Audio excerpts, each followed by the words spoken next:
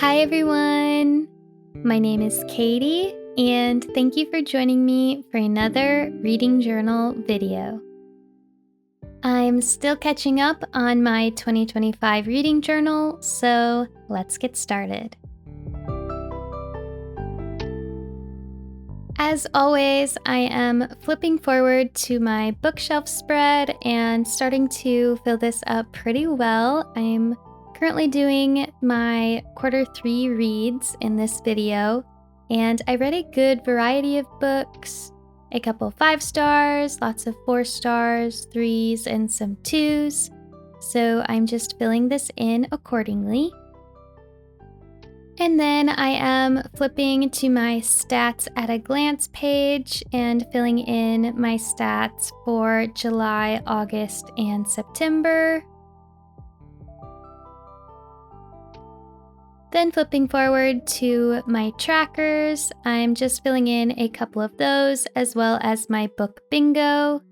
And the prompts that I read this quarter were dark academia and sci-fi. And then I am flipping forward and checking off a few arcs that I read this quarter. And then I updated my Zodiac favorites.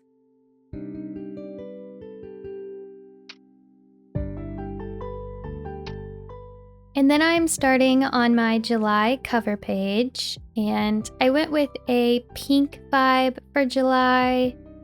I paired a couple whimsical washi tapes that are just so pretty with such pretty gold foiling. The washi tape on the edges is a ballerina dancing in the clouds. And then the other washi tape is just really cute with pink bows. And then I added this bookish girl sticker from Marigona Sully Art to that page as well. And then I'm just filling in, adding my title, adding the bookshelf tracker, filling in my different stats for this month. I always read less during summer because I'm just doing other things, and July is usually my least read month, and that was true for this year as well. But I did end up reading what I think is one of my favorite books from the whole year, so that was really great. Both of the books that I read this month had to do with knights and lady knights, and I was just in my knighthood vibe, and I really loved that vibe, so I definitely had a good reading month. So then I'm just adding in my decoration stickers from Marigona Sully Art and going in with my markers for the final touches. And then flipping forward to my book reviews. So both of these books got spreads as well, but I read The Knight and the Moth and gave it 5 stars. And then I read an arc of The Princess Knight and I gave it 3.5 stars. And then I filled in that top box with more of that ballerina washi tape and another one of the bookish stickers. And the quote that I put there was from The Knight and the Moth, and that was, "To tell a story is in some parts to tell a lie." I always like to use quotes that have to do with books or stories when I can, so that one felt appropriate for this month. And then moving right along to the right side of this spread, I'm doing a 1-pager for The Princess Knight. I started with this really pretty rosy washi tape from Notebook Therapy. And then I layered a few different stickers from Mushyworks, but Mushyworks has changed their name to Black Petal Stationery, so I will be trying to remember to refer to them as that from now on. So I'm using a couple different stickers, these really pretty knight and roses, and then this maiden with the dagger. And I added a little stamp sticker from Bloomsicle in the bottom left corner as well. I'm getting really into layering the book covers on top of another sticker. I just think it looks really pretty. So like I said, I gave this book 3.5 stars. I did enjoy it. It's kind of supposed to be like Legally Blonde, but set in a magical medieval world. And instead of following a boy to law school, it is a princess following her former betrothed to a soldier academy. So it is a really fun setup. And then it also has a lot of Irish-inspired mythology and language, which was interesting and made it unique. And I did enjoy the love interest, who is the captain of the prince's guard. His name is Ronan, and he struggles with chronic pain, and I actually thought that the way that his chronic pain representation was written really well and depicted well, so I definitely enjoyed that. Our main character, Clea, she was just a bit predictable. A lot of things were predictable, which I guess makes sense because it is kind of a retelling of Legally Blonde, but it was cute and fun, and it definitely helped me dip my toes into those night vibes that I was craving and interested in.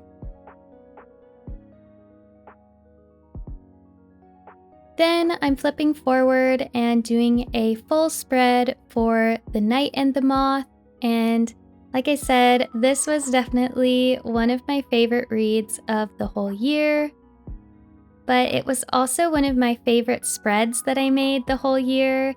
It's just so me. It's celestial and lavender purple, my favorite color, with the night and the cloud sky vibes, all the stickers. I just really, really love it. So I paired this scalloped edge kind of washi tape with the stars and the moons in this really pretty lavender color on the bottom from Notebook Therapy, with this Maragona Suli art purple cloud washi tape on the sides. And then I added this amazing Lady Night sticker in the bottom left corner that I am obsessed with. It is so beautiful. It's one of my favorite pieces of art that I own right now. I just think it's so pretty and it was perfect for this book, so I had to use it. And then I added a sword sticker in the bottom right corner with a little dragon worm weaving around it. And I layered some different stamp washi stickers in the corners. And then the quote that I added to this page was, "It is easier swearing ourselves to someone else's cause than to sit with who we are without one." And I had so many quotes to choose from this book, and there was just so many good quotes about loyalty and fealty and faith and belief. And I've talked about it before, but those are just like my favorite themes to read about in fantasy books. And they're also the kinds of themes that I really enjoy taking quotes from. So yeah, this was definitely bountiful with those vibes, and that definitely helped me really, really enjoy this book. So The Night and the Moth is a romantasy fantasy that follows a girl who has been taken and given shelter at this cathedral alongside 5 other girls, and they've all been stripped of their names and stripped of their identities to be diviners working in this cathedral for 10 years.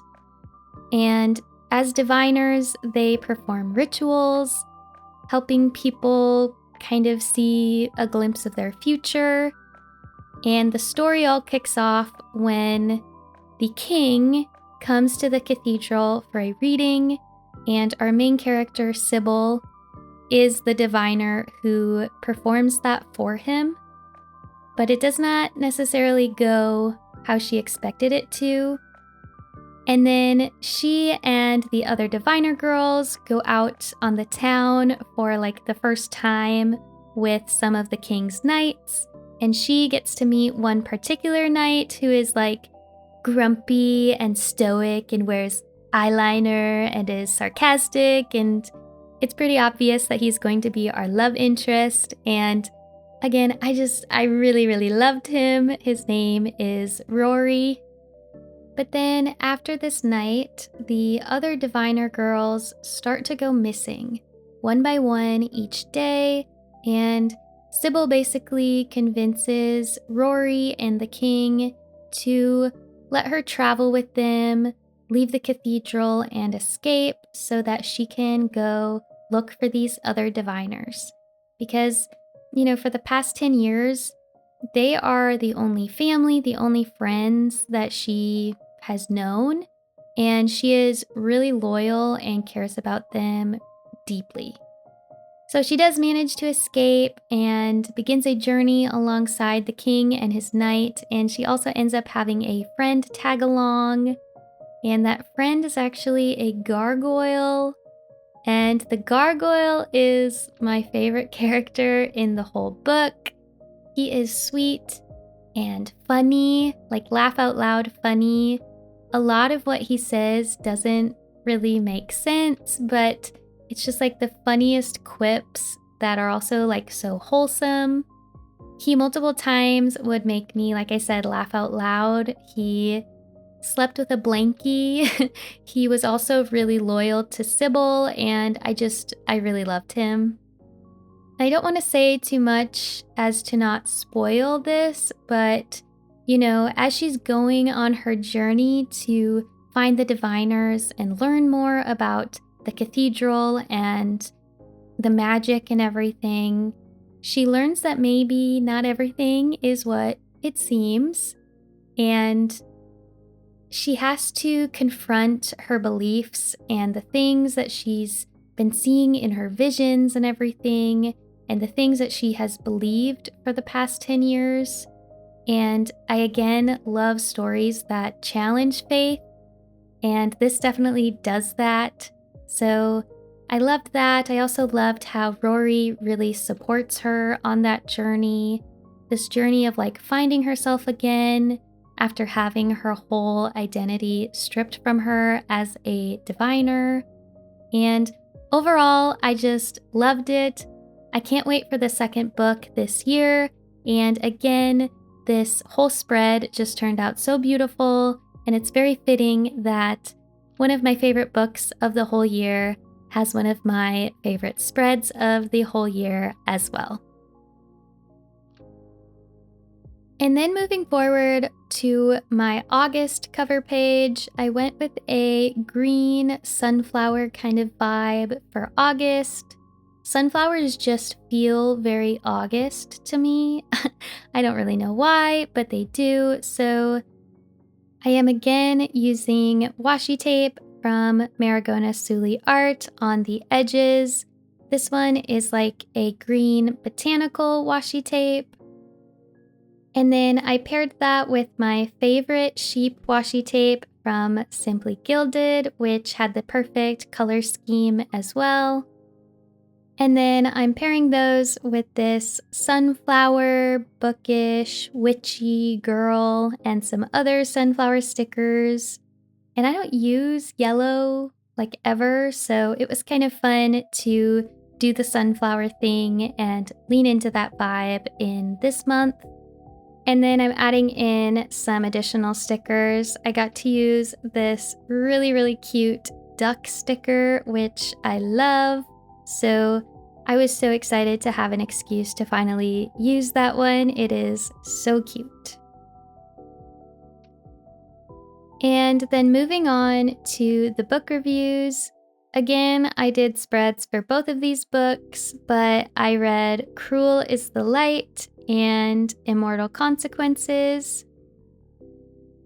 And then I had another empty box, so I used that for a quote and some stickers, a really cute duck sticker again here as well.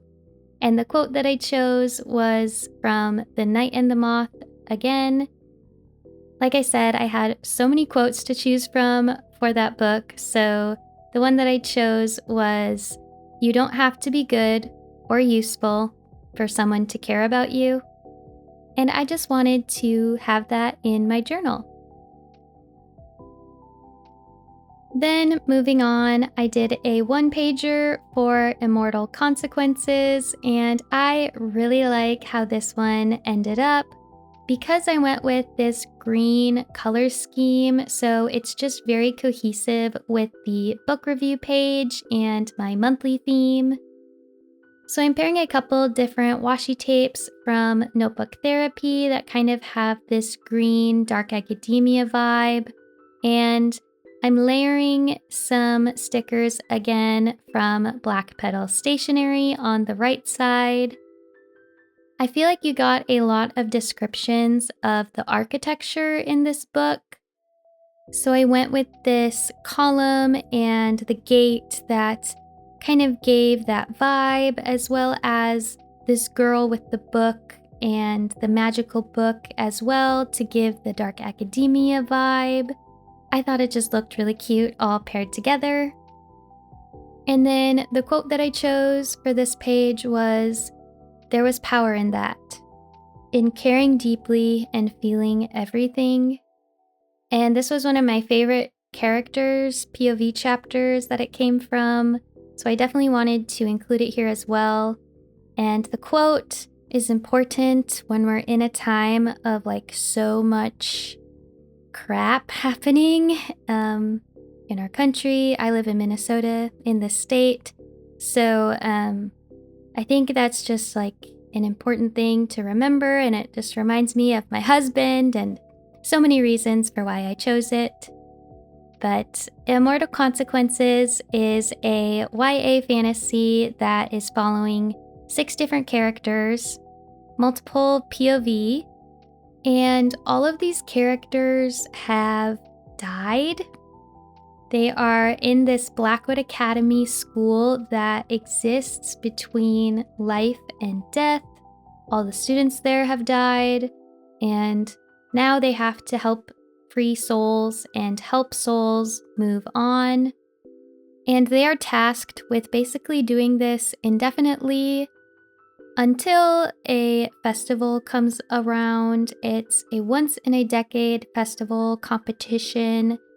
But of course, not everything is as it seems, so our 6 POV characters are all competing in that competition, and we learn about each of them. They all have their own backstory of course, but the structure follows, to me, I felt 3 different couples. So instead of feeling like a big found family cast, to me it really felt like 3 couples.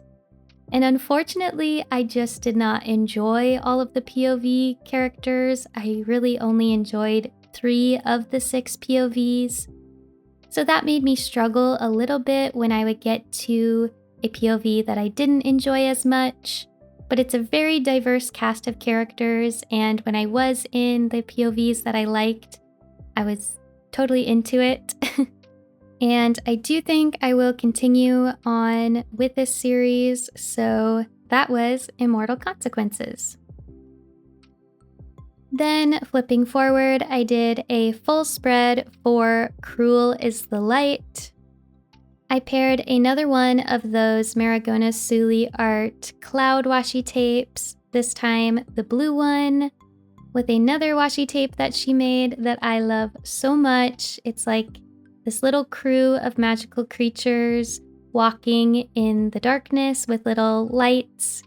And I just think it's adorable. There is a sheep on this washi tape, so of course I'm all about it. And then I paired these with 2 of her celestial witches, as well as some blue and pink and purple bookish stickers to go with the whole vibe as well. And then the quote that I used for this spread was, "One thing she knew for sure.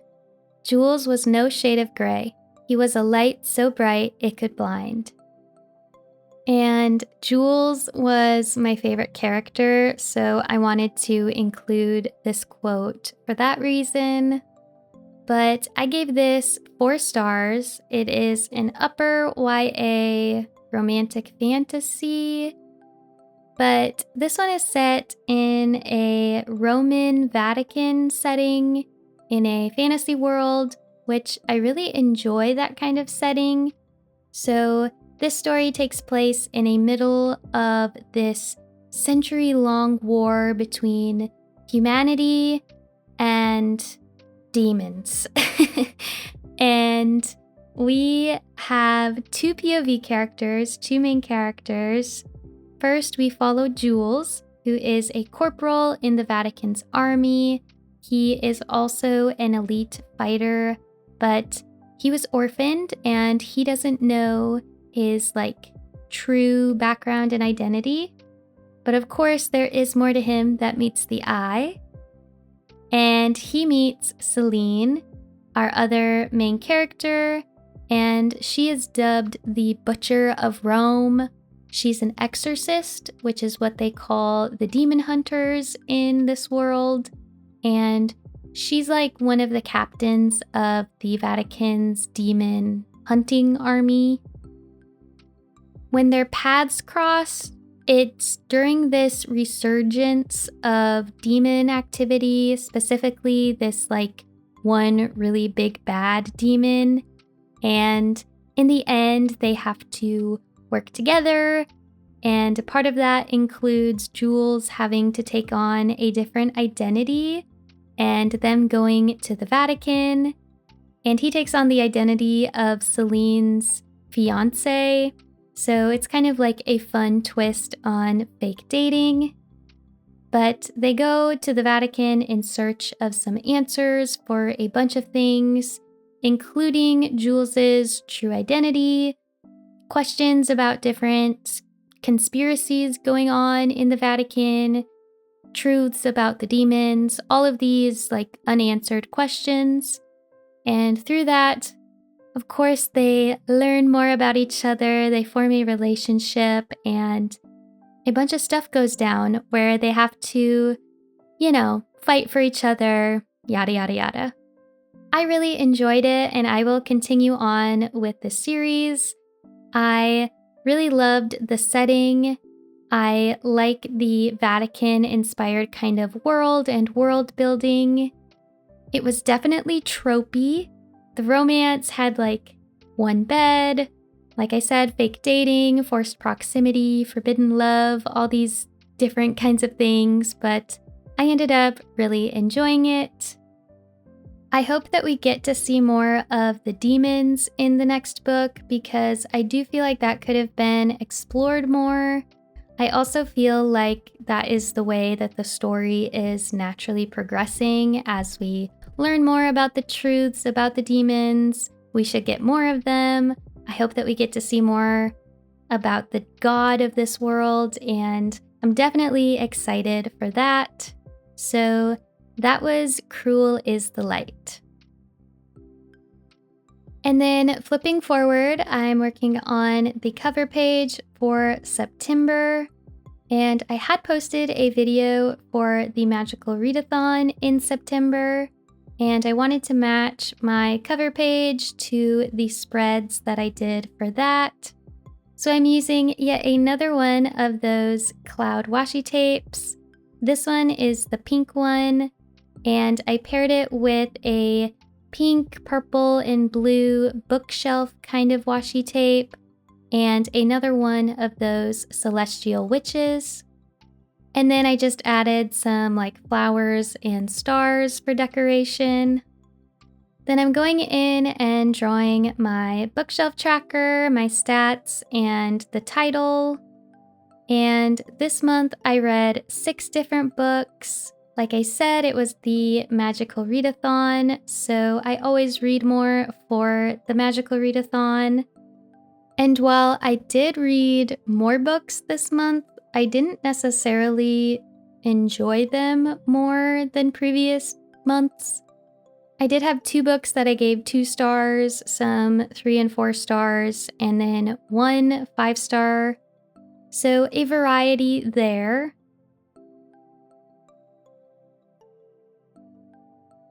And then I'm flipping past the spreads that I made for the Magical Readathon. And then it is time for the book reviews. So first I read A Marvelous Light, and I gave that one 2 stars. It just did not grip me, and it was hard for me to get into.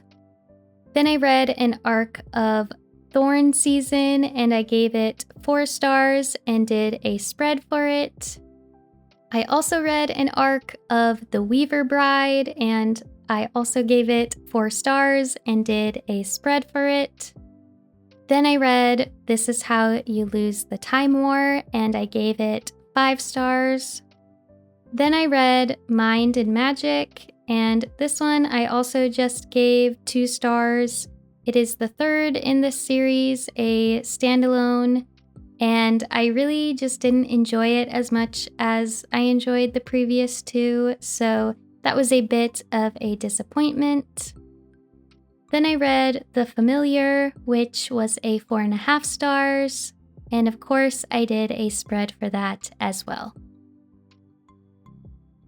So then starting my spreads, I did 2 one-pagers for Thorn season and The Weaver Bride. Both of these got 4 stars from me, and they both contain like a marriage competition set in a fantasy world. So they had a little bit of a similar vibe, but I really loved that vibe, so it made sense to me to put them together. So I'm starting out with a new washi tape from Maragona Suli Art on the bottom with these really pretty flowers. And then on each side, I'm using a scalloped washi tape from Notebook Therapy that is on this really pretty lavender background with these roses. And I really, really love this one. And then I added in some stamp stickers to have behind the books to just add in some cuteness and more color. And I also added these little fairy girls that are so pretty. I love them. They have nothing to do with these books, but they were cute. So I was enjoying the vibes. Then the quotes that I chose for both of these books. First, for Thorn season, I chose, "The worst things we do are often to those we love." And then for The Weaver Bride, I chose, "If it gives you any comfort, the destruction has been mutual." And I felt like both of these quotes described each book pretty well. So first, for Thorn season, it is a YA romantic fantasy, and we have wielders who have a magical specter, which is basically this magical thread that they can extend from their body. And the wielders in this world are persecuted. So of course, our main character, Alyssa, is a wielder who is in hiding. And she is also the heiress and daughter of a hunter family. So she's in hiding with the help of her father, and she has escaped persecution because she has controlled her magic and really not used it at all.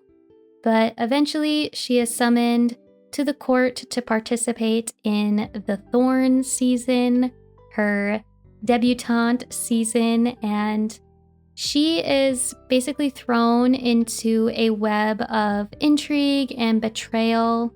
But there's also what I would consider a love square. You have her like childhood best friend who has betrayed her.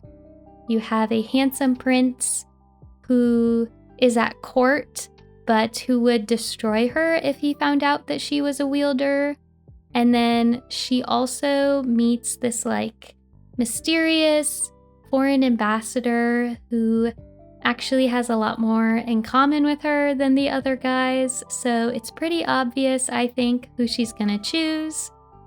But, I enjoyed the romance and it was a lot of fun for me. I always love seasons in fantasy books. There are courtly balls, there's political intrigue, and pretty high stakes because she is in hiding. So, yeah, that was Thorn season, and I will definitely continue the series. And then moving on to The Weaver Bride, like I said, these books are kind of similar. So in The Weaver Bride, we have silk witches, and they are the ones who hold magic, but their magic can only be harnessed through marriage to a weaver. Our main character is named Lovett, and she is a silk witch, and she has a secret power that helps her open any door, and she uses that power to form an alliance with a boy named Elliot, who is the son of a prominent weaver. And Elliot helps her enter this marriage competition to his friend, who is also the heir of a wealthy weaver family. And in return, Lovett agrees to investigate the murder of Elliot's sister, Ophelia, who had actually died after she won the previous year's marriage competition. So you have this like murder mystery. You have mysteries about the weavers and the magic itself. And you also have a marriage competition with trials. And I wish that we could have learned more about the side characters, the other girls in the competition. And I also thought that the ending, the answers to our mystery were just a little bit predictable, but I am still excited to continue the series and see where we continue to go because we do end on a cliffhanger. So I'm excited. And I definitely had fun with it. This one was also 4 stars, and that was The Weaver Bride. Then we are moving on to The Familiar, and this one got 4.5 stars for me.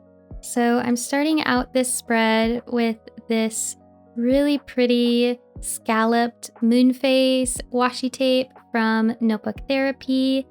It's one of my absolute favorites, and I really like to use it for spreads that I want to have like a moody vibe. And then I paired that with these cutout pieces of another washi tape, also from Notebook Therapy, that look like picture frames and also have that moodier kind of vibe. And I paired those with these Dark Academia vibe stickers from Maragona Suli. And we have this really pretty bookish girl in the bottom right corner and a bookshelf on the bottom left corner. We have a portrait of a raven and a little bookish scene. I feel like altogether it really succeeded in giving a moody vibe that this book definitely has. And then the quote that I chose for this book was, "All empires are the same empire to the poor and the conquered."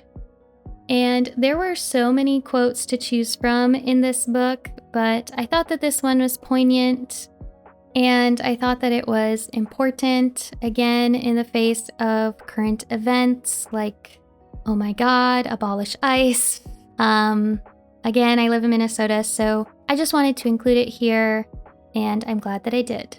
So The Familiar is set in Spain during the Spanish Inquisition, and we're following our main character, Lucia, who is a servant girl who secretly has magic and is also secretly Jewish. So she's hiding both of those facts about her because she doesn't want to be found out because she could lose her life due to the Spanish Inquisition. So definitely high stakes in this story, definitely a historical fantasy. It is lower on the actual fantasy parts, I feel like. But her lady of the house, Valentina, was another supporting character that we follow. She finds out about Lucia's magic, and she wants to use Lucia's magic to boost her own family's social position because they don't have the wealth and the money and the respect that they once had. And she's also in this unhappy marriage. So she's just bored and wants to show up to her husband a little bit. So that is also happening with Valentina, and the two of them end up getting with Antonio Perez, who used to work for the king, and he wants to get his own position back with the king. So selfish interests there, and everyone's in it for themselves, but altogether, they get Lucia entered into this competition for the king's attention, and she's with this group of other individuals who claim to have magic, but it's not all magic. Some of them are just straight up lying, some doing sleight of hand, some are using science or fraud, some truly do have magic, like Lucia.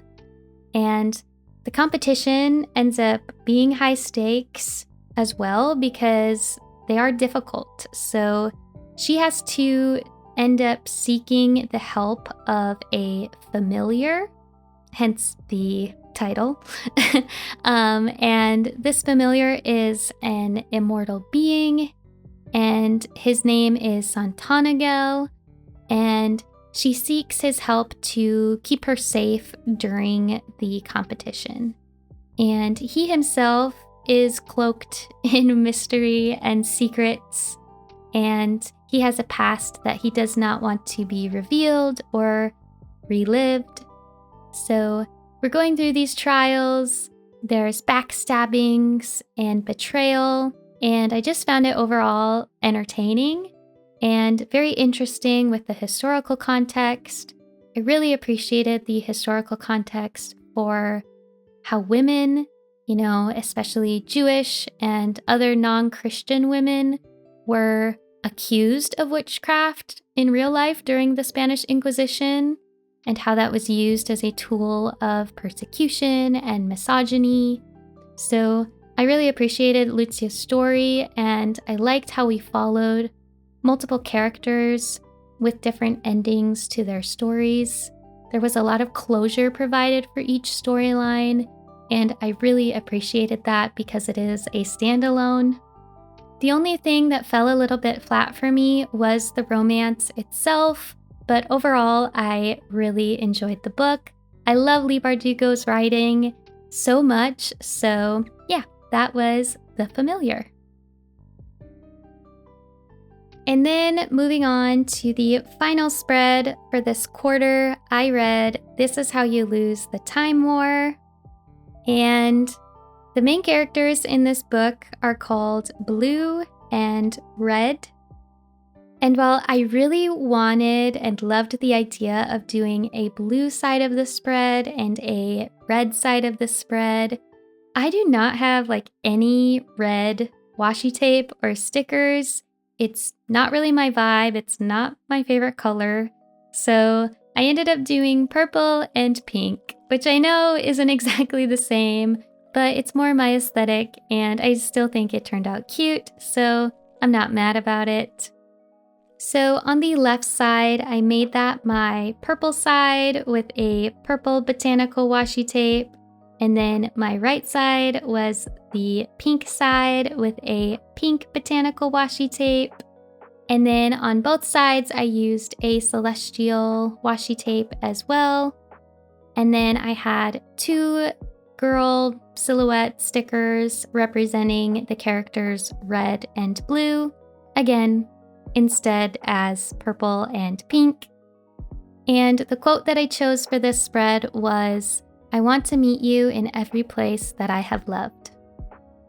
Now, I don't want to say too much about this book, even though I really loved it, because it is only 200 pages.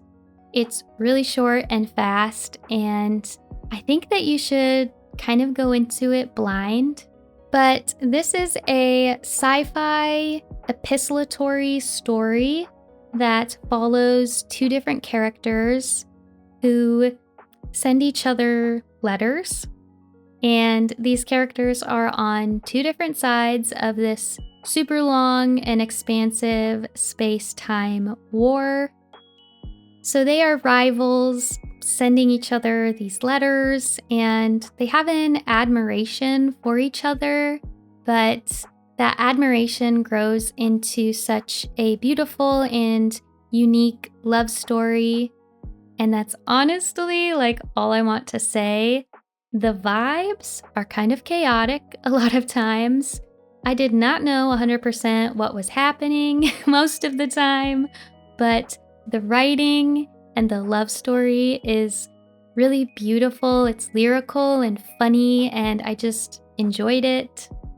Like I said, it's super short, so I was just like vibing. I was going along for the ride, and when it ended, I was like, oh, like I just felt this exhale, and I really felt like love was a main character, but there was also like tension and anxiety, and you're not quite sure how it's gonna end. And it's such a unique telling of a love story, and I really, really enjoyed it. So again, that is all I'm going to say. I definitely recommend this one if you haven't checked it out. It is short, pick it up, enjoy the chaos. All right, everyone. Thank you so much for watching this long reading journal update. I hope that you enjoyed it. I am close to being fully done with this reading journal, and my plan and hope is to stay better on top of it in 2026. So look forward to a lot more reading journal content on my channel.